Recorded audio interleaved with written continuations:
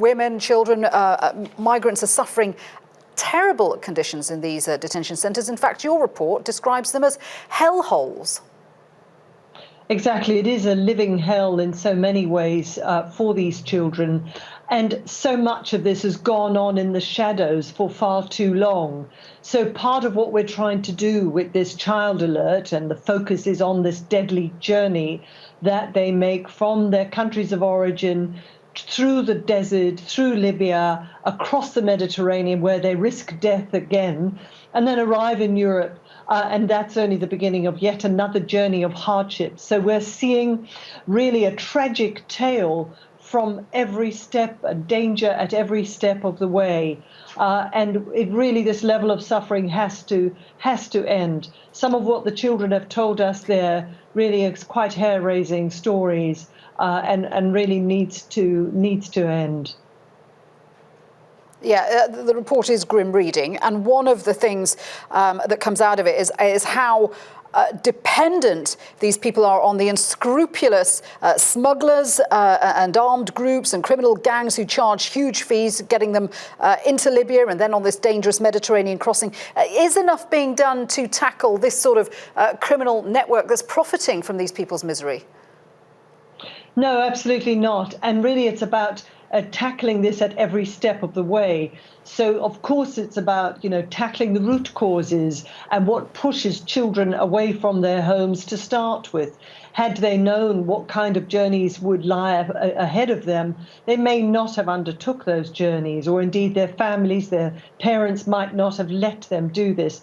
But we're also finding within Libya, and indeed on the other side of the Mediterranean, a number of them are arriving orphaned, or they lose their parents at sea. In one case of a little boy, 8 years old, he crossed over the Mediterranean, both his parents drowned at sea, and then he was returned to Libya. So it's almost like a recycling of the migrants, and effectively a kind of commodity for these smugglers, who are really the only winners in this game. And last year in 2016, we saw that double the number of children, of unaccompanied children in particular, arrived in Italy. That's 92% of all children on those journeys are traveling alone.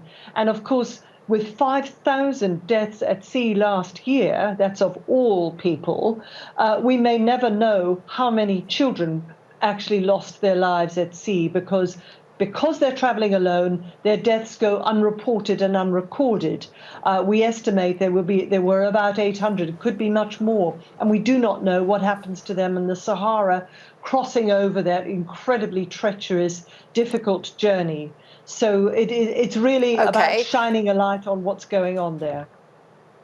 I mean, clearly, the world is aware that this is a huge tragedy, but there is quite a negative attitude towards refugees, particularly across some of Europe. Do you think, what's your experience with European leaders that you've spoken to? Is there a willingness to do more to protect people who are being forced on these dangerous journeys?